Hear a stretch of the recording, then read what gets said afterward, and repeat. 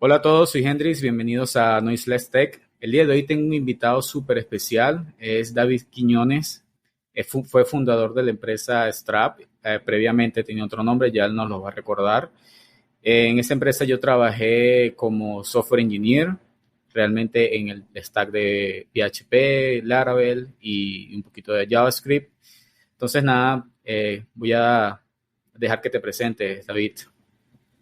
Bueno, Henry, gracias por la invitación y bueno, digamos, aprovecho también para felicitarte por este aporte que haces, ¿no? A la comunidad de poner a disposición de todos, pues, este contenido, ¿no? Que creo que es fundamental, pues, para, digamos, motivar, pues, a las personas bueno, tener acceso, bueno, a material que quizás no es tan fácil encontrarlo en lecturas o por allí rodando, ¿no?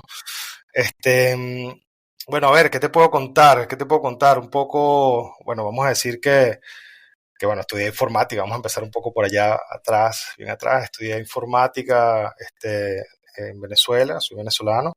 Digamos que cuando terminé mi proceso universitario, tenía siempre como las ganas de emprender, ¿no? De decir, bueno, quiero hacer algo más, ¿no? Quiero hacer algo, no estaba como conforme o no estaba, no, sí, no me comía mucho el discurso de, bueno, vamos a ver dónde trabajo, búscate el trabajo y todo esto, ¿no? Evidentemente, busqué mis trabajos, busqué los lugares donde ganar experiencia, conocí a fantásticas personas que me enseñaron muchísimo. Eh, de hecho, una de esas personas, en un cierto punto en un trabajo, pues nos pusimos de acuerdo y montamos una empresa, ¿no? Que es la empresa antes de Strap. En Venezuela la fundamos. Esta empresa, bueno, era una empresa de desarrollo. Allí conseguimos nuestro primer cliente importante. Digamos, nuestra oficina estaba en Parque Cristal. Éramos tres socios, digamos que nos iba bastante bien. Digamos que tuvimos un crecimiento, no diría rápido, pero bastante, no diría rápido, pero fue interesante. Llegamos a ser como 30 personas. Digamos que era dura, ¿no? Era dura porque eran proyectos, no eran, eran proyectos a veces pequeños, a veces grandes. No era simple. Éramos muy jóvenes. Yo tenía 23 años en ese momento. Yo era una empresa de 30 personas, que no es mucho, pero es una responsabilidad, ¿no? O sea, tienes la oficina, tienes toda la logística que eso implica de vender los proyectos, gestionarlos, la nómina. Digamos que era una situación bastante compleja, ¿no? Siempre nos apoyamos en personas con más experiencia, evidentemente, tratando de gente que nos asesorara y nos dijera cómo hacer mejor las cosas, ¿no? Este, y bueno, nada, luego digamos que en un punto de esta historia, ya por temas personales y esto, dije, bueno, nada, quisiera explorar en Panamá, quería irme a Panamá. Hablé con mis socios para fundar la empresa ya. Nosotros justo consiguió en ese momento, conseguimos un cliente en Silicon Valley. Recuerdo, tuvimos un cliente bastante interesante, uno de mis socios, a través de un contacto y esto, hicimos un acuerdo con una empresa que estaba en Silicon Valley. Era como para nosotros como el sueño, ¿no? Decir, wow, firmamos, somos la casa de software y socios de una empresa americana en Silicon Valley, o sea, con la posibilidad incluso de viajar, de todo. Total. Y era súper, digamos, emocionante, ¿no? Obviamente estas emociones y estos acuerdos ponen, digamos, a las personas es un reto, ¿no? Es un reto emocional, es un reto mental, eh, eh, y sobre todo ético, diría, ¿no? Es un reto ético también, ¿no? Eh, digamos, para no entrar en todo el detalle, pero lamentablemente la sociedad no aguantó por temas éticos, no aguantó, no se sostuvo en pie, no se sostuvo en pie. Y yo, digamos, agarré mi camino solo. Ya en ese momento estaba en Panamá. Junto con mi esposa en ese momento decidimos fundar Strap, ¿ok? Con clientes que nos quedaron de Venezuela y bueno, y abriéndonos caminos en Panamá, ¿no? Y allí, pues, en cierto punto, obviamente fue donde nos conocimos y nos diste una mano con algunos proyectos. Y bueno, nada, luego de Strap, bueno, allí sí pasaron bastante años. Yo creo que todo ese recorrido fueron aproximadamente 15 años o 15 16 años que estuve en esta aventura de emprendimiento, ¿no? Digamos que esa es esa fue mi fase de emprendedor, ¿no? Hoy día hago otra cosa, pues hoy día vivo en Italia, desde hace 7 años aproximadamente. Luego de 2 años de venirme a Italia, vendí la empresa, decidí, digamos, ya la empresa estaba mejor, estaba bastante bien, teníamos Teníamos unos clientes interesantes en Panamá, pero bueno, digamos que quizás el ciclo le era necesario, ¿no? Digamos que quizás mi ciclo, no digamos de mi ciclo emprendedor había cerrado, sino el ciclo de Strap yo creo que lo tenía que cerrar. Y bueno, se cerró en el momento adecuado y bueno, se logró vender la empresa y lo que me dio obviamente a nivel de conocimientos y de experiencia un proceso interesante porque, digamos, una cosa es fundar la empresa, tener la idea, fundarla, mantenerla, conseguir los clientes, hacerla crecer, pero luego venderla pues te trae varios retos, ¿no? Desde la negociación, de poner los números adecuados, todos los documentos que tienes que hacer para demostrar que la empresa vale lo que tú estás diciendo. Y luego, pues el luto que viene luego que la dejas, ¿no? O sea, no es que la Y el vendes y te vas de dirigente, fiesta, ¿no? claro, y el dirigente que dejas allí, que Exacto, asegurarte de que realmente está comprometido con la misión, porque ese es tu bebé, no exacto, se la va a dejar cualquier exactamente. loco. Entonces, Exactamente. De hecho, eso fue un proceso, escoger a la persona correcta que pudiese mantener la empresa, que, que, que le hiciera crecer. Se la vendimos a otra empresa que tenía, digamos que ellos eran como el área más de punto .NET, de Sechar y esta zona, y nosotros éramos más el área open source, entonces digamos que ellos estaban buscando complementar sus servicios y bueno, digamos que ahí nos alineamos. Y bueno, yo estuve luego de la venta y la firma y esto como 6 meses o 7 meses, un proceso de transición, ¿no? O sea, el proceso de transición empezó antes con las negociaciones y cuando ya teníamos un acuerdo, y luego cuando firmamos el contrato final que se les entregó, yo quedé como con un cargo, digamos, de asesor o algo así por unos meses mientras pues se les entregaba todo y un poco hablando con el equipo y todo esto, ¿no? no, Pero excelente. sí, sí, sí, sí. Excelente. Entonces, nada, quiero volver un poquito atrás en tema de Strap y los Sí, proyectos que estuvimos allí desarrollando. Fue bastante retador, por ejemplo, tener como que el staff mandándote desde Panamá, nosotros estábamos en Venezuela, sí, luego también habían proyectos que eran de afuera, o sea, de afuera, digamos, de otros países, de aquí mismo de Latinoamérica, y correcto. era bastante retador y también para el momento en que estábamos viviendo en Venezuela, había una situación bastante fuerte, ¿no? Sí, Entonces, todos allí tratando de lidiar con la situación y trabajar fue bastante interesante, por no decir otras sí, palabras, y todos allí pudimos, o sea, yo me acuerdo que tuvimos bastantes aciertos en sacar tickets, en sacar features, sí. y en particular en mi caso, de trabajar junto con Giovanni, con Ujú, Daniel, y bueno, sí. con ellos dos Un gran equipo, tengo ¿no? contacto, con ellos Sí, dos yo tengo también. contacto todavía. Y Yo bueno, también. también llegó también después Jonathan y Guillermo Ujú, como Tech Lead y Scrum correcto, Master. Y fue bastante interesante porque gracias a ellos pudimos como que el equipo entender ciertas cosas de gestión, porque hacíamos mucho pero desordenado. ujú, ujú, Entonces llegaron sí, ellos y nos ordenaron y entonces hacíamos mucho y ordenado, correcto. que eso representaba un despliegue en todos los proyectos y fue Sí, muy, muy, muy gratificante e sí, interesante. sí, fue una etapa, digamos, de mucho aprendizaje, ¿no? Y fue bien interesante, ¿no? Como tú dices, o sea, todos los retos que implicaban el trabajo remoto. De hecho, haciendo recuento el tema del COVID de hace unos años, acá en Italia, fue una sorpresa el tener que trabajar de manera remota, ¿no? Yo creo que pasó en muchos países del mundo, ¿no? O sea, sí, vamos a trabajar remoto. Yo decía, pero ¿qué es lo difícil? O sea, yo tengo 15 años trabajando remoto. O sea, yo recuerdo que yo no sé si a ti te tocó ya leerlos, pero yo recuerdo que nosotros hicimos incluso documentos de cómo trabajar remoto. O sea, tratábamos de dar un entrenamiento, por lo menos nuestra visión. Mira, o sea, si vas a trabajar remoto, a ver, o sea, no es que te paras y te pones en pijama directamente a trabajar sin desayunar. O sea, hay un proceso de tu vida personal antes de sentarte a trabajar. Hay un horario que tienes que tratar de respetar. No es que porque trabajas remoto, entonces, mira, voy a hacer un par de horas más, ¿no? Porque tienes una familia, tienes una vida. O sea, hay unas reglas que tienes que tratar de cumplir, ¿no? Entonces, y teníamos documentos de este estilo, ¿no? Entonces, claro, para mí era totalmente normal, ¿no? Pero claro, lo retador se le sumaba evidentemente a la situación que vivíamos en Venezuela, ¿no? Que teníamos problemas de servicios, etcétera. Y bueno, y sumándole a eso, obviamente, muchas veces la falta de experiencia de nosotros, ¿no? De nosotros como empresa, porque éramos todavía una empresa joven, digamos, no teníamos todos los procesos maquinados, o sea, no los entendíamos todos bien, no teníamos muchas veces el capital como para decir, bueno, mira, vamos a meter el project que nos gerencie todo este proceso, porque bueno, el project que gerencia te cuesta un dinero, ¿no? Entonces, bueno, lo hago yo, lo hace el otro, o sea, lo hacíamos como podíamos. Y yo, bueno, yo creo que es una fase, digamos, bien bonita que pasan todos los emprendimientos, ¿no?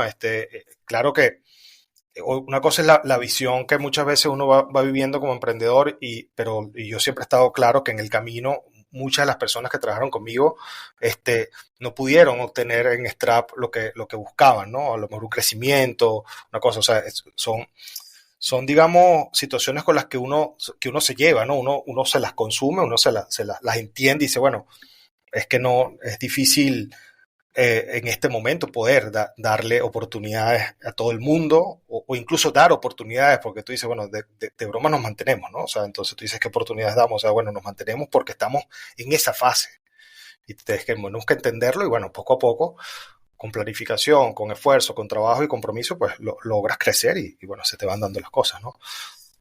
Sí, Sí, sí, en ese sentido, es obviamente yo lo veo también como consultor cuando yo estaba de consultor hace algunos años. Y es que llegas a una empresa y ya ahora obviamente viéndolo de mi punto de vista, das todo lo que tienes que dar uh-huh. porque la empresa tiene expectativas sobre ti de que, por ejemplo, bueno, Sí, en mi caso seas un backend developer, documentes bien y ya arregles los procesos de despliegue, por ejemplo, y bueno, crees la documentación tan bien que uh-huh. ya todo el Sí, equipo puede entender tu documentación y puede añadir un feature sí, rápido, ¿no? Porque ya sí, todo el mundo se conoce de pies a cabeza el código. Entonces, exacto. realmente ya eres reemplazable. Entonces, como ya no tienes más nada que hacer, por ejemplo, digámoslo así, crecer en la compañía porque tiene unos límites, ya obviamente Sí, te abres paso a nuevas oportunidades donde correcto. tengas retos en otras industrias y entender otras Sí, cosas, cosa que yo hablaba en el podcast anterior sobre las industrias. Entonces, eso es un sí. punto interesante viéndolo desde tu punto de vista, desde el lado del jefe y viéndolo nosotros, aunque también eres programador, entonces tú eres un híbrido todo raro ahí que entiendes todas las partes, entonces a veces también es difícil definirte en qué situación estás ahorita. Entonces, mi Sí, pregunta es, ¿cómo ahorita te ves? Ya una vez vendí Strap, sí. ¿cómo ahorita te ves realmente? ¿Como alguien que va a buscar nuevamente? Porque yo estoy seguro que sí, a fundar algo otra vez y posiblemente venderlo en un futuro, o te quedas directamente como consultor. Fíjate, a ver, es una pregunta interesante, ¿no? Porque bueno, antes, tras cámaras, digamos que hablábamos del luto, ¿no? Que es algo, es como un sentimiento que es, bueno, cuando pierdes algo, ¿no?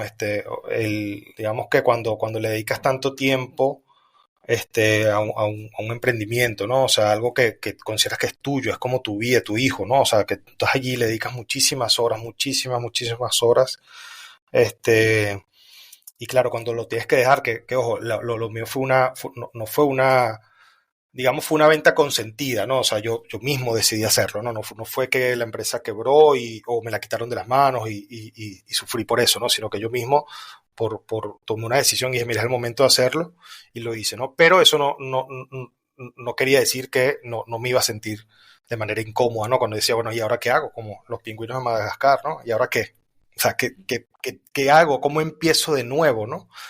En ese proceso también estaban en un proceso, digamos, de adaptación a un nuevo país. Esto pasó un año y medio, dos, cuando yo estaba acá en Italia.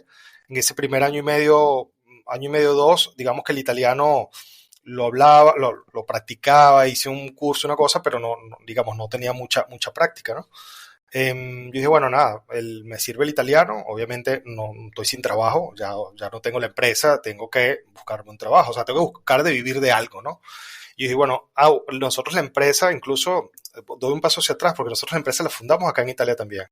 Nosotros abrimos Strave Europa y conseguimos un cliente en Bélgica, un cliente acá en Italia, de que de hecho todavía lo tengo. El cliente de Italia, una vez al año le hacemos una especie de mantenimiento, yo le hago un mantenimiento a su sitio web, algo muy pequeño, una página en WordPress, pero digamos que para nosotros en ese momento, wow, o sea, éramos capaces de decir, bueno, podemos aportar también a este país, podemos también conseguir un cliente, aunque no nos entienda bien el idioma, aunque no seamos capaces todavía de comunicar al 100%, ¿okay? Porque en ese momento digamos, entre el español y el italiano, ¿no? Porque no es que entre el inglés, o sea, era más entre el español y el italiano, allí podemos conseguir estos clientes. Luego, nada, digamos que pasado esa fase de Strap, me busqué un trabajo, digamos, para mi sorpresa fue bastante sencillo, aunque mucha gente dice que en Italia que no hay trabajo y toda esta cosa. Pero bueno, fue bastante rápido la búsqueda de trabajo y estuve trabajando en varias empresas acá en Italia como por 3 4 años, me parece, por allí, empresas incluso grandes de acá, consultores grandes de acá de Italia. Y, y bueno, ahorita estoy trabajando tengo 3 años trabajando en una empresa española que abrió sede acá en Italia. Se llama Iberus. Soy bastante contento con ellos, tengo que decirlo, lo digo incluso acá en público, porque de verdad que me veo muy bien. Este, con ellos conseguimos un cliente acá ellos consiguieron un cliente acá en Italia que resultó ser, bueno, se llama Gazzetta dello Sport y Corriere della Sera, que son de los sitios web más visitados de todo el país. Te estoy hablando de un tráfico enorme. Son sitios web de noticias deportivas, de noticias, digamos, de crónica y de todo tipo, el de Corriere, ¿no? El Gazzetta dello Sport es solo deportes. Pero te estoy hablando de prácticamente 60 o 70 millones de visitas por mes, ¿no? Que esta gente tiene, ¿no? O sea, Oh, son de los sitios web más grandes. Por encima de ellos está Google. No hay sitios web italianos. O sea, se compiten con la República, con otros G, pero son de los más grandes. Y bueno, tuve la oportunidad de estar trabajando 2 años con ellos, digamos, haciendo puente entre el equipo de España y el equipo italiano de acá del cliente para montar un CMS para la gestión de las noticias de estos dos sitios web con todo lo que implica, ¿no? O sea, no solamente el CMS, sino tenemos que cambiar el front, el CMS, toda la infraestructura, ponernos de acuerdo con la gente de infraestructura. O sea, digamos que allí, pues, digamos que ¿cómo se dice? Mis huecos en el italiano los tuve que superar porque iban a bomba y iban a billón. Y bueno, me mm, fue bastante bien, pues no me puedo quejar, bastante presión, pero digamos que tenía un ritmo bastante alto, pero fue bastante, digamos que mientras estaba ahí no me daba cuenta de lo bueno que era, pero porque estaba sufriendo, obviamente, cuando tienes un ritmo muy alto, tú dices, que dura, ¿no? Pero luego cuando ves hacia atrás te das cuenta de todo lo que creces y dices, wow, o sea, qué interesante todo esto que viví, ¿no? Y bueno, sí, efectivamente, digamos que en este proceso, aunque estoy, digamos, haciendo trabajo para esta empresa y me va bien y todo, pues digamos que si soy honesto, pues las ganas de emprender no me faltan, ¿no? He hecho pequeños intentos, digamos que he estado en la búsqueda siempre de cosas, ¿no? De buscar ideas. No quiero montar otra agencia de desarrollo, no quiero montar otra software factory. En eso sí sí, una de las cosas que tengo clarísimas es que no quiero un emprendimiento de ese estilo. Tampoco tengo claro qué es lo que quiero. Obviamente es una cosa que llegará el tiempo. Digamos que todavía estoy en ese tiempo donde digo, bueno, las ideas van a llegar, siempre que hay que mantenerse activo con los oídos, ¿sabes? Escuchando lo que hay y en algún punto uno conoce a alguien, en algún punto uno escucha algo y por ahí llegan las cosas, ¿no? O sea, por ahí se van engranando las situaciones. Y sí, pues digamos que lo último que monté, bueno, que lo estábamos hablando, era mi sitio web, donde, bueno, me presento ahí como arquitecto de software para dar consultorías y este tipo de cosas. También con la idea de conocer gente, ¿no? Porque muchas veces los clientes se convierten en tus socios, ¿no? Los mismos clientes, digamos que pueden ser una oportunidad para entrar en una sociedad que a lo mejor no la fundó, no es uno el que la funda, pero puede ser un proyecto interesante y uno dice, bueno, me quiero unir a ellos. sí, tal cual, en eso sí estoy yo también, en que uno tiene que tener, digamos, ese ojo abierto o esa mente abierta a las cosas y a las oportunidades que están surgiendo, ¿no? Sin tampoco embasurarse tanto porque he visto Ujú. también un creciente ruido en el tema de la inteligencia artificial, entonces todo se quiere solucionar con AI. Y yo Sí, digo, bueno, pero ya va, hay otras cosas que son AI, no puedes matar moscas a cañonazos exacto. porque la AI, entonces el gasto energético que tiene, todas las consecuencias, la plata que hay que pagar, porque la AI no es gratis. Es gratis para Exacto. usarla, pero a nivel empresarial es costoso. Entonces Sí. allí, digamos, estar abierto a nuevas ideas y eso de asociarse a un producto o a una idea, eso está bastante interesante porque no lo sabemos todo, ¿no? Y si hay algo Yo, con que tienes, digamos, cercanía o congenias con eso, se puede dar la oportunidad de que exacto. seas parte y seas socio. Sí, de hecho, bien, ahorita me hiciste recordar casualmente el proyecto.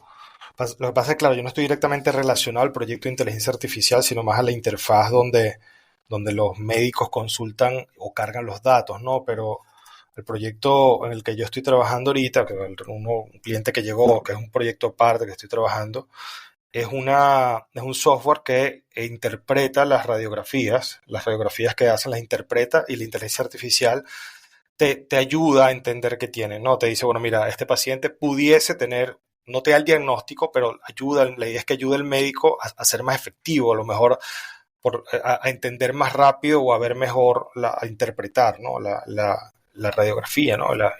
El examen que está viendo, ¿no? De esto se trata este software. Yo estoy, como te digo, yo estoy más en la parte, digamos, web, donde se cargan los datos y se gestiona la información y tengo que cargar estos datos para luego mandárselos al modelo para que él se entrene y luego pueda procesarlo, ¿no? Pero el modelo digamos que no estoy metido allí en este tema.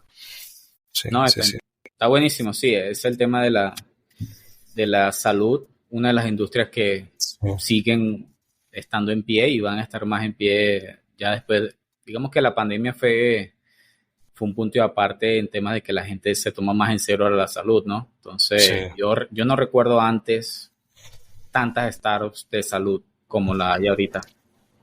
sí, sí, bueno, es que sí, la pandemia, yo creo que le abrió la oportunidad a muchas personas, muchos sectores, ¿no? Muchos sectores que quizás estaban un poco, un poco dormidos, ¿no? A nivel tecnológico, sobre todo, ¿no? O sea, yo creo que la pandemia, pero, pero es extraño, ¿no? Por lo menos lo que yo estoy viviendo por acá, por estos lados, es que se está regresando un poco a como estábamos antes, ¿no? No es que la pandemia tuvo un gran pico, seguramente en ventas, en cambios de estilos de vida, etcétera.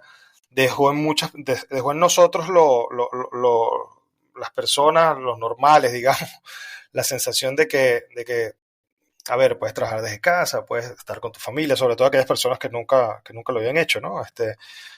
Pero pero en las empresas, al principio parecía como que las empresas, bueno, hay un beneficio, ¿no? Hay un beneficio obviamente de costos, porque la gente no está en la oficina, de infraestructura. Muchas veces la gente que está remoto incluso a veces tiene sus propios equipos, va dependiendo del tipo de acuerdo que tengas, pero digamos, pero las empresas no ven todavía el beneficio que es el más importante desde mi punto de vista, que es la calidad de vida que gana la persona que trabaja para ellos, ¿no? O sea, el hecho de que y la productividad que te puede dar esa persona si tiene una calidad de vida correcta.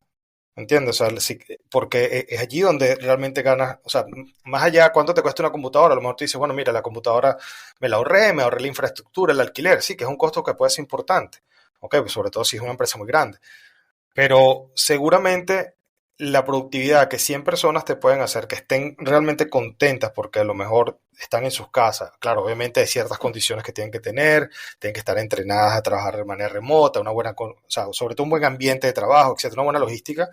Estas personas pueden, desde mi punto de vista, creo que pueden ser, digamos, más productivas y pueden dar más que si tienen que irse todos los días al trabajo, tal, no sé qué, ¿sabes? Pero bueno, las empresas a veces me parece que no están, por lo menos de esta parte, están yendo un poco hacia atrás y están mandando a la gente a las oficinas y este tipo de cosas, ¿no? Afortunadamente no es mi caso, porque yo estoy 100% remoto, mi empresa está en España, así que digamos difícil que me hagan ir a la oficina en España, pero por el momento, ¿no? Entonces Sí, la base está allá, ¿no? sí, yo desde Strap más nunca fui a oficina. Imagínate si Ya ya. hace 8 años. Sí, sí, Y esas son mis condiciones. Bueno, sí, desde antes, exacto. antes que era muy raro esto, yo decía, yo decía, no, yo trabajo remoto, pero ¿cómo tú das resultados? Los doy, en serio los doy, en serio los doy. Entonces Sí, sí, me sí. gustaría un poquito ahondar sobre la productividad y que, digamos, tres claves importantes que tienes en cuenta desde tu punto de vista como gestor de empresa. ¿Cuáles son los pilares más fundamentales en temas de la productividad y en cuanto a, por ejemplo, si tú tienes una persona tú le dices, tú le das el descanso o le permites tener el Ujú. descanso apropiado, esa persona puede ser Sí. más productiva el día siguiente o cuando hablas temas de tiempo, tú me tienes que cumplir porque sí. Entonces, ¿cómo más o menos en tu experiencia, obviamente Sí. como gestor, tuviste... Fíjate, yo creo que a ver, no es la fórmula, no tengo la fórmula secreta, pero de lo que creo, como lo veo, yo creo que si a las personas primero, yo partiría siempre de que estas personas tengan la calidad de vida que desean, ¿no? O sea, obviamente dentro de los límites de lo que se están proponiendo, ¿no? O sea, hay que entender que si te ofreces un trabajo y vas a ganar un sueldo X, vas a obtener una calidad de vida en función a ese sueldo y al lugar donde vivas, ¿no? No es que, mira, yo quiero manejar una Ferrari. Bueno, tienes que montar tu empresa, vamos a estar claros, o sea, porque no, o sea, o ser el CEO de una multinacional, ¿no? Que seguramente allí puedes también tener una Ferrari. Este, pero a lo mejor tú dices, bueno, quiero ser analista, no tener responsabilidades y quiero tener una Ferrari, digamos que allí no hay, no está asociado, ¿no? Entonces, digamos que como las empresas deberían, o sea, desde mi punto de vista, lo primero es darle a la persona, digamos, el espacio para que pueda tener la calidad de vida con su familia, con su tiempo, para que pueda ir al gimnasio si quiere ir al gimnasio, si quiere estar cerca de sus hijos con sus hijos, o sea, que tenga este espacio, ¿no? Que la empresa pueda garantizar de alguna manera o ayudar a que esta persona, incluso formarlos, porque muchas veces las personas no tienen esto, no es porque no quieran, es porque no lo saben hacer. Es como el elefante que está amarrado siempre dice que los elefantes le pones una cadena, le amarras un palo y ellos giran, ¿no? Luego le quitas el palo y siguen girando, no se mueven. No se dan cuenta que están girando en el mismo sitio siempre. ¿Okay? Porque no saben qué más hacer. Entonces nosotros los seres humanos somos un poco así también. ¿Entiendes? Entonces muchas veces gente no sabe cómo aunque la empresa te da el espacio, te deja trabajar remoto. No, trabajo remoto no, pero entonces me paro a las 6 de la mañana, me conecto hasta las 10 de la noche. Ya, pero la empresa te dio el espacio para que estuvieses en tu casa, con tu familia, tuvieses el tiempo. Y no, entonces ahora tú decidiste trabajar 12 horas al día. Entonces a las personas hay que formarla, ¿no? Y entonces las empresas tienen que crear este ambiente, ¿no? Este ambiente de este ecosistema que le permite entender a las personas de que hay un trabajo flexible, ¿ok? Tú puedes, o sea, no orientarse tanto que, mira, el objetivo es entregar mañana, ¿ok? No, el objetivo, o sea, hay un objetivo, ¿ok? Pero el objetivo no puede ser planteado de hoy para mañana, porque eso no es un objetivo, eso es un látigo, ¿no? Eso es un látigo que te dice y una falta de planificación. Entonces ahí es donde viene la planificación. Yo creo que si las empresas tienen cierta estructura, si uno plantea una cierta estructura y una modalidad estructurada de trabajo, ok, las personas también se sienten más seguras. Tú dices, bueno, mira, yo sé que yo tengo que, llego, empiezo mi día, reviso las issues, reviso mi correo, reviso las issues, asigno las issues, el programador viene, agarra la issue, crea el ticket, hace el commit, el push, sube, tal. O sea, una cosa estructurada, eso al final del día hace que incluso las personas no sientan estrés, porque estresante es que tú te sientes y tú digas, bueno, ¿qué issue hago hoy? ¿Qué me invento? O sea, porque no tengo trabajo, porque no tengo nada que hacer, sientes que pierdes el tiempo incluso. Entonces, es una combinación entre planificación del trabajo para que los tiempos sean los correctos y este tipo de cosas, y obviamente la calidad de vida que le puedes dar a las personas, ¿no? Ojo, no siempre es fácil. Las dinámicas, las empresas, no siempre es fácil y es una cosa que la viví, pues, digamos, en su momento, de que más allá de las intenciones, luego está la realidad, ¿no? Eso es algo, eso puede hacer o sea, tener una buena condición del trabajo, una planificación y ser flexibles con enfocarse más a objetivos y no tanto ¿sabes? A unos tiempos de entrega forzados, yo creo que puede, sí, indudablemente te puede ayudar a aumentar la productividad, ¿no? Y sí, el tema de la planificación es un tema súper crítico porque Sí, por lo menos pueden pasar de muchas cosas, ¿no? El cliente no esté feliz, el cliente, bueno, esté escuchando, digamos, otras ofertas en caso de que, por ejemplo, otras consultoras que le digan, bueno, sí, necesito que me haga, necesito hacer esto, pero lo necesito hacer en X tiempo. No, nosotros te ofrecemos más y eso suele pasar mucho sí, no solamente a través de candidatos, empresas que le ofrecen más al candidato, sino de otras empresas consultoras que tratan de absorber ese cliente también para ellos. Entonces, sí. allí el tema de la planificación también, ¿cómo tú crees que se pueda lograr una buena planificación? Es decir, no solamente en base a los requerimientos, sino también Ujú. en el estado actual del cliente o de las Sí, necesidades reales, ¿no? sí. Fíjate, yo creo que muchas veces las malas planificaciones, terminan siendo malas, si es que existen, vamos a partir de allí, ¿no? De que existe la planificación y luego termina siendo una mala planificación porque en el medio se meten frases como es que el cliente lo quiere así, es que el cliente nos pidió esto para esta fecha. Y aquí yo sacaría algo que bueno, no lo dije yo, no lo escribí yo, lo dijo nuestro amigo Steve Jobs, ¿no? Que el cliente no sabe lo que quiere hasta que lo ve realmente. Él dice, cuenta en un libro, en uno de sus libros, que si él le hubiese preguntado a las personas cuando diseñó el iPhone, que estaban los teléfonos, ¿no? El PIN y BlackBerry era uno de los más usados, que hubiesen querido que agregar el teléfono, nadie se le hubiese ocurrido ocultar el teclado, porque el teclado era lo que más se usaba. La gente hubiese querido poner más teclas en el teclado. Mira, no, ponme ya las letras acentuadas, porque es más fácil. Sí, es Entonces verdad. el teclado hubiese terminado siendo un teclado de 500 teclas, pero él las quitó y el teclado sale bajo demanda. Si va a escribir, sale. Si no, no sale. Va usando obviamente una tecnología, pantalla touch y todo lo demás, ¿no? Entonces, ¿cuándo el mercado entendió que eso era lo que necesitábamos? ¿Cuándo lo hizo? ¿Me entiendes? O sea, no fue que él hizo un focus group para ver tal, ¿no? Entonces, yo a veces parto, por lo menos con los clientes que yo llevo, gracias a Dios tengo bastante autonomía donde trabajo, trato de primero ganarme el cliente, ¿no? O sea, hacerle ver al cliente de las implicaciones que tiene el desarrollo que está diciendo, ¿no? O sea, cuando un cliente dice, no, yo quiero esto en 3 meses, ok, explícame cómo lo vamos a hacer en 3 meses. Primero que me lo explique. Dime cuál es el plan. No, no, es que a mí se me ocurrió que en 3 meses sale. No, bueno, claro, pero ¿dónde los calculaste? Explícame, vamos a hablarlo, ¿no? O sea, porque no es que yo me voy a ir, mira, el cliente lo quiere en 3 meses. No, no, primero explícame y vamos a pensar un poco cómo llegamos a esos 3 meses. Entonces, con eso, hago que el cliente se haga parte, porque el cliente es parte del proyecto.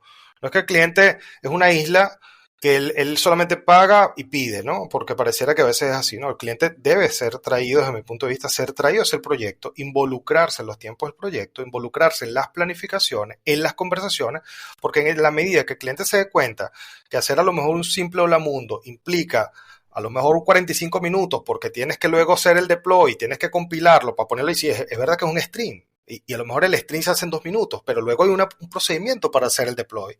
Y a veces la build se tarda 20 minutos, dependiendo de tal, mientras los despliegue, es 45 minutos. El cliente, no, eso lo necesito en 5 minutos. Es que no puedes, al menos que intervengas el servidor en tiempo real en producción, cosa que no debemos hacer.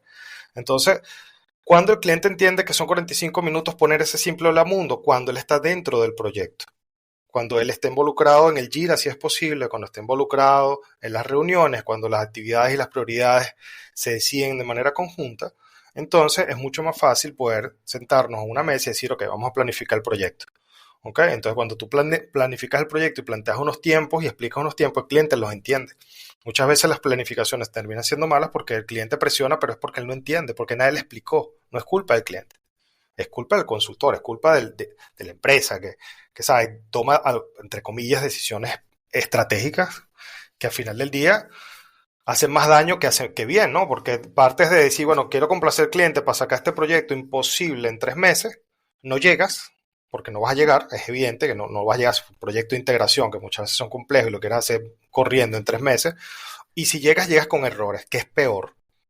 Totalmente Exactamente. peor. Llegaste en producción y el cliente apenas entró, la vaina explotó por todos lados, te echan para atrás el proyecto, el cliente dice, no, frénense, pónganme lo anterior, listo, ya perdiste el cliente. Se acabó. Hasta ahí llegó la relación con el cliente. Entonces, no, porque lo que querías complacer, porque era lo correcto decirle que lo podías hacer en 3 meses. No, no. De esto he visto, no te imaginas la cantidad de proyectos que he visto morir así. Claro, y en ese caso lleva mucho, digo, te pregunto porque yo no estaba así tan cercano a los círculos ejecutivos, porque yo estoy ya en la parte de implementación, ya yo soy programador como tal, pero te pregunto porque, o sea, en ese proceso el cliente, o sea, cuando vas a formar al cliente, eso lleva unas cuantas semanas, ¿no? De decirle, Sí, mira, este es el proceso de desarrollo, no le vas a sí. explicar C Sharp ni .NET, pero sí le vas a explicar que, bueno, que existe una, digamos, una planificación, que existen despliegues, que existen pruebas unitarias, que, bueno, que tienes que elegir el staff correcto, que, bueno, y ahí también es un tema importante porque si no tienes el programador con el skill correcto, tienes que irlo a Ujú. buscar, si tienes que hablar con un recurso humano y el recurso humano te dice, bueno, yo tengo que buscar en LinkedIn, tengo que buscar en la bolsa de trabajo, entonces, Sí. todo al final sigue siendo como un proceso más, que el cliente de Sí, repente no está aware, o sea, no está consciente de sí. ello. Sí, fíjate, lo que suelo normalmente hacer, que es como algo que siempre me ha funcionado, es que a los clientes la información técnica ellos no la van a entender nunca, ¿no? Ellos, pues, al menos que sean técnicos, al menos que sean, obviamente, tengo otra coercitivo, el tipo sea técnico y tenga una reunión técnica, pero la persona que le duele el proyecto, o sea, que, que pone el billete, que pone la plata, normalmente le importa poco lo que tú le puedas decir si, sobre el skill del programador, sobre el deploy, sobre el proceso, etcétera. Quieres solamente escuchar cómo va a funcionar. Entonces, ¿qué pasa? Si tú le dices, mira, tranquilo que cuando tú hagas clic eso va a funcionar. Si este es el discurso, ya perdiste, ya el cliente te empieza a reclamar que eso tiene que estar listo en una semana, porque a ver, es un botón y va a funcionar, ¿no? Ahora bien, si tú le dices, mira, ok, tú este botón, cuando tú te pares encima, ¿quieres que cambie de color? Sí, claro, porque sería interesante que cambiara a lo mejor de gris a azul para que los otros usuarios que vean se den cuenta que hay un evento allí, ¿no? O sea, le empiezas a entrar en el detalle funcional del aplicativo. ¿Ok? Entonces el cliente, lo que veo que ocurre es que el cliente se emociona, se hace parte del proyecto porque incluso empieza a soltar ideas, a decir cosas, a meter requerimientos, entonces se empiezan a escribir las historias de usuario en ese momento, dice, mira, el cliente, o sea, uno empieza a entender cómo él lo quiere. Inconscientemente, cuando tú hablas solamente de la parte funcional, uno empieza a entender cómo él lo quiere. Y no estoy hablando de preguntar cuáles son los requerimientos o incluso preguntarle cómo lo quieres, porque de esa forma, digamos que el cliente no va a estar listo para podértelo decir cómo lo quieres, ¿no? O sea, teóricamente nosotros si damos consultoría debemos ayudar al cliente a que él a definir el proyecto, ¿no? Entonces, el cliente no sabe tampoco cómo lo quiere. Nosotros podemos decir, mira, si un formulario, el formulario va a tener estos campos, los campos los tenemos que poner requeridos. Él no sabe si el requerido va a estar marcado en rojo, si tiene el asterisco que va a tener requerido. Se supone que somos nosotros los que ya sabemos que eso existe. Entonces se lo vamos planteando, ¿no? Y le vamos dando toda esa cantidad de detalles. El cliente te empieza a soltar información. Ah, no, yo vi en este sitio web que ponen un mensaje abajo. A mí me gustaría que saliera el mensajito abajo. Ah, mira, ¿ves? Requerimiento, ahí está. Tipo que era el mensajito abajo. Claro, siempre y cuando el mensajito abajo tenga sentido, ¿no? Si el mensajito abajo no tiene sentido, se le dice, mira, esto no tiene sentido porque este es de los años 80, qué sé yo, y ahora sale un pop-up, qué sé yo, por decir cualquier cosa, ¿no? Entonces, se le explica y entonces él te va también como, se va creando una relación con el cliente. O sea, yo creo que lo más importante es crearse un puente humano con el cliente y hacerlo parte del proyecto. De esta manera, el cliente cuando haya cualquier situación, primero si hay un problema, un retraso, el cliente seguro te la va a perdonar porque él es parte del proyecto. O sea, también él tiene la culpa, ¿no? De los retrasos. O sea, es parte, porque se hizo parte del proyecto. Entonces, va a ser mucho más fácil negociar retrasos, va a ser mucho más fácil afinar las planificaciones. Si no se crea esa relación, siempre, para mí, la mayoría de los proyectos que yo he visto que han fallado, donde yo mismo he participado, es porque no se ha construido esa relación con el cliente. Ojo, a veces el cliente no la quiere crear tampoco, ¿no? No es que depende todo de que uno la cree. A veces el cliente simplemente mira, háganlo y ya, no quiero reunirme con nadie y vean cómo lo resuelven, ¿no? Tú dices, bueno, ok, puede pasar, ¿no? Sí, claro, ellos tienen la potestad de cómo pagan, ya, hagan Sí, ustedes. o te ponen al asistente que no sabe nada de la idea y luego el que revisa no es el asistente te da una información, te da, mira, estos son los requisitos según entiendo, vamos a hacer esto, y luego cuando presentamos está lejos de la realidad. Entonces, claro, empiezan los problemas, ¿no? Empiezan los problemas. Sí, total. Y con eso también quiero, un poquito para finalizar, y estuvimos hablando detrás de cámara, los skills o digamos esa serie de cosas que te has encontrado en, por ejemplo, similitudes que tenemos con ingeniería civil y la ingeniería de software, y eso estuvimos hablando detrás de cámara, Sí, y es que, bueno, lo interesante de la ingeniería civil, que tiene muchos años, bueno, muchísimos cientos de años gestándose, y bueno, es una disciplina totalmente estructurada y todo lo demás. En cambio, nosotros tenemos, no sé, 60 años, 70 años por allí, y sí, digamos que nuestra naturaleza es un poquito más de cambio. En temas de cambio, cuando te llega un cliente así de que, bueno, está contigo un rato y luego entiende el cliente de que no, realmente quería era esto, ¿cómo tú responderías a esos cambios? ¿Qué implementas tú, digamos, tras bambalinas? Yo, por ejemplo, en mi caso, yo siempre trato de ser programación mucho más genérica de lo que me piden, Ujú. cosa de que yo no sé si más adelante me piden otra cosa similar y bueno, ya yo puedo extender y hacer Correcto. cosas más, más concretas, pero al principio, si yo no tengo la idea de que eso va a cambiar, yo lo hago genérico. Sé cómo Sí. tú abordas ese tipo de cambios Sí. que te llegan. Sí, sí, bien, como regresando a este punto antes del que comentaste, ¿no? Sobre el tema de la ingeniería civil, ¿no? Yo creo que nuestra área, no solamente porque tiene pocos años, sino yo creo que incluso si tuviese de aquí a 200 años, por su naturaleza, la naturaleza de los proyectos, o sea, somos un intangible, ¿no?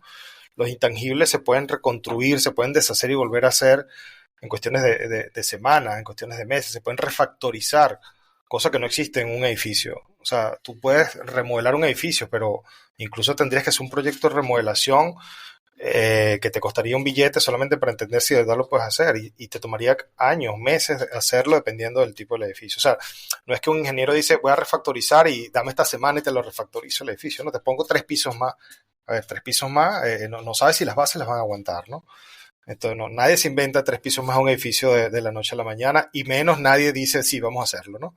En cambio, en ingeniería de software nos inventamos los 3 pisos de hoy para mañana y seguramente dependiendo del ingeniero, si lo hizo de manera genérica, todo esto, es capaz de hacerte esos 3 pisos en 24 horas sin mayor problema, ¿no? Depende de cómo haya sido la base que haya construido, porque la extendió, porque es fácil, porque incluso tiene experiencia, porque incluso capaz ya lo había pensado, ¿no? Yo creo que lo ideal cuando uno enfrenta proyectos y tomando en cuenta que los clientes cambian, pueden cambiar de idea, es siempre tratar de ponerse primero en cada proyecto en la cabeza del cliente, ¿no? Y desarrollar en función a la cabeza del cliente. Los clientes quieren un resultado. Al final del día, cualquier proyecto que se desarrolle para un cliente van a querer un resultado financiero, tráfico o lo que sea. El cliente no quiere, poco le importa si el código es bonito o que no quiere decir que nosotros no lo tengamos que hacer. Eso es otro discurso, es otro tema, ¿no? Pero digamos que el cliente no es allí donde él va a recibir el valor, ¿ok? No es allí donde su tangible, su economía no va a girar en torno a la cantidad de capas de abstracción que nosotros tengamos. Que esa cantidad de capas de abstracción le generen luego a él un resultado, perfecto, eso es otra cosa. Pero si no le generan el resultado, las capas de abstracción no sirvieron para nada. ¿Okay? Entonces, si no fuimos capaces de darnos cuenta que hicimos una estructura de datos demasiado complicada como para emitir un reporte, por ejemplo, cosas que me han pasado recientemente, vamos a hacer un registro de usuarios, entonces nos tiramos una base de datos con los datos de los usuarios más las noticias y una cantidad de cosas que hace el usuario en nuestro sistema y lo vamos a meter en una base de datos no estructurada. Ah, bueno, perfecto. ¿Y cómo vamos a sacar los reportes de allí? Pregunté, ¿no? Bueno, no, hacemos un script tal. No, es que los reportes los tenemos que hacer en 5 minutos. Porque es que no le podemos decir al cliente que para saber la cantidad de gente que está haciendo clic o que le gusta una noticia en particular, no nos podemos tardar 24 horas porque ya en 24 horas esa noticia ya no tiene vida. Ya no funciona, ya es vieja. Entonces el cliente tiene que tener el reporte en los próximos 5 minutos una vez que lo pide. Y eso solamente o hacemos una base de datos no estructurada pensando en eso, para que el reporte te salga inmediatamente. Pero no es que te inventas cualquier base de datos no estructurada y tú dices, bueno, después vemos lo de los reportes. No, después vemos no. Entonces para eso nos hacemos una base de datos estructurada de una vez, donde sabemos que con un query, por muy mal hecha que esté hecha la base de datos estructurada, seguro logramos sacar el reporte. En cambio, con una base de datos no SQL es un poco más complicado, dependiendo cómo lo hayas diseñado y toda la cosa, ¿no? Digamos que una vez un amigo me decía que su gran ventaja es su gran desventaja, ¿no? El hecho de no ser estructurada es su gran problema, Sí, okay, que total. también es su gran ventaja, ¿no? Pero bueno, ahí hay amor y odio, ¿no? Digamos, en este tipo de base de datos. Pero entonces es eso, ¿no? En ese momento nadie se había puesto en la posición del cliente. Entonces, claro, ¿qué hicimos? Bueno, reestructuramos el proyecto. Y cuando nos fuimos a la reunión con el cliente, le dijimos, mira, invertimos 3 días para poder cambiar, refactorizar lo que hicimos. 3, 4 días nos tardamos en refactorizarlo. Para justificarle las horas, le explicamos, me senté, yo estaba nuevo en el proyecto, y le expliqué, mira, yo mandé a cambiar todo esto, así mismo, pero lo mandamos a cambiar porque aquí hay que sacar reportes. Estos 4 o 5 reportes teníamos que sacarlos. Por casualidad ustedes los iban a necesitar, no, por supuesto, era lo primero que les íbamos a pedir. O sea, el cliente ya tenía en mente, es que es lo lógico, o sea, si pides datos de usuarios registrados, evidentemente el cliente te va a pedir reportes de esos usuarios, no te puedes ir a montar una cosa que no. Entonces, digamos que allí el error hubiese sido no ponerse en la posición del usuario, no ponerse en la posición financiera del usuario, pensar solamente como programador. O sea, el momento en que solamente pensamos con personas técnicas, hacemos que los proyectos no, digamos, no cumplan su fin. O sea, seguramente son muy bonitos, son perfectos, nos acostamos llenos de ego a nivel técnico, ¿no? Pero si el proyecto no logró el tráfico, no logró el que la gente llenara el e-commerce o lo que sea que estemos desarrollando, entonces como que no hubiese servido. ¿Me explico? O sea, Sí, un total. poco, Sí, un todo poco eso eso. como que va, y eso lo escuchaba en un podcast, bueno, uno de mis podcasts favoritos que es de Worldcast se llama, y allí Sí. llegó un emprendedor de España, no recuerdo el nombre de la aplicación, pero sé que es un emprendedor de 22 años que Sí. fundó, no me acuerdo el nombre de la aplicación, pero es algo de, tú metes tu plata, te Ujú. genera, te genera rendimiento en el año y el rendimiento te lo pagan o te lo ganas en un sorteo, o sea, y él Sí. explicaba esas partes de que, o sea, da igual, yo me busqué al mejor ingeniero, yo me busqué al mejor diseñador, da igual, pero si no hacemos el enfoque user-centric, claro, ese muchacho Ujú. con 21, 22 años Sí. ya piensa eso. Si no Ujú. hacemos el proyecto user-centric, que bueno, la idea principal era sacar rendimiento de una plata que la gente mete. Pero bueno, surgió la idea de hacer los sorteos para que sea más atractivo de que la gente entre, porque a la gente le gusta el gambling. Sí. Entonces, bueno, es más atractivo, más gente va a entrar y quien se lo gane lo va a vociferar en las redes sociales. Gané esto Sí. con esta aplicación. Claro. Y eso Ujú. sigue siendo más publicidad. Entonces, implícitamente le generó Ya trae publicidad. más gente. Entonces, fue un podcast bastante interesante que vi que, oye, realmente no fue un podcast, una conversación, fue un masterclass de cómo crear un startup y cómo Sí. llevarla al user-centric, que es lo que realmente importa. Sí. Porque si tú Sí. tienes esa aplicación y cuando vas a un depósito no funciona, se cae la aplicación del banco o te la Sí. rechaza, entonces es interesante. Sí, el tema sí, digamos que estos masterclass, yo no sé en cuántos sobre todo después de haber emprendido, no sé cuántos he visto, para tratar de agarrar motivación de nuevo, ¿no? Porque, bueno, digamos que todas las técnicas y todas las cosas, no digamos nuevas, pero bueno, primero buscas el cliente, luego pones la idea, diferencia cuando yo creé la agencia, o sea, bueno, fundamos la agencia, no es que teníamos clientes, éramos desarrolladores y bueno, vamos a programar, pues vamos a buscar a los clientes, vamos a ofrecer este servicio, ¿no? Este, incluso las aplicaciones que creamos, algunas creamos en esos años, me acuerdo que con un socio en Panamá creamos una aplicación para que pudieses te mandaban un mensaje, eran para que personas lavaran tu carro. Entonces tú puedes decir el lavado de carro a domicilio prácticamente, ¿no? Tú estás en tu casa o en tu oficina y tú dices, mira, quiero hacer que me vengan a buscar mi carro, ¿no? Y creamos una aplicación móvil para que la gente, quedó bien bonita, quedó bastante bien, pero bueno, ahí fallamos un poco, digamos, y no se falló, para mí no se falló tanto en la idea en ese punto, sino digamos, nosotros como socios seguimos siendo grandes amigos con el que esta aplicación, pero digamos que él estaba pasando por una etapa profesional muy buena donde trabajaba en la compañía aérea en Copa, o trabaja todavía creo, en Copa en Panamá, y bueno, le está yendo súper bien. Entonces tú dices, bueno, te están ascendiendo. Entonces, claro, quizás no era el momento para que él emprendiera, él era como el CEO, ¿no? Él fue el de la idea en realidad y yo lo estaba apoyando en toda la parte técnica. Yo te estaba llevando Strap en ese momento, entonces yo dije, bueno, mira, yo te apoyo en la parte técnica, pero no o sea, no puedo dirigir yo la compañía.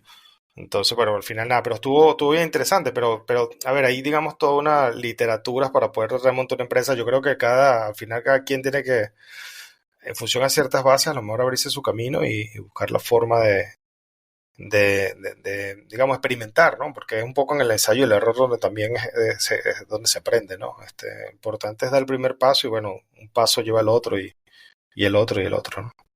Sí, total, en eso estoy también yo. Yo particularmente pienso que necesitas obviamente un background técnico importante, cosa que, Sí, bueno, si resumimos lo que acabamos de hablar ahorita, es tener un buen tema técnico, porque sin la técnica o sin los conocimientos no vas a poder, digamos, entender, digamos, las capas internas de lo que es un software como tal.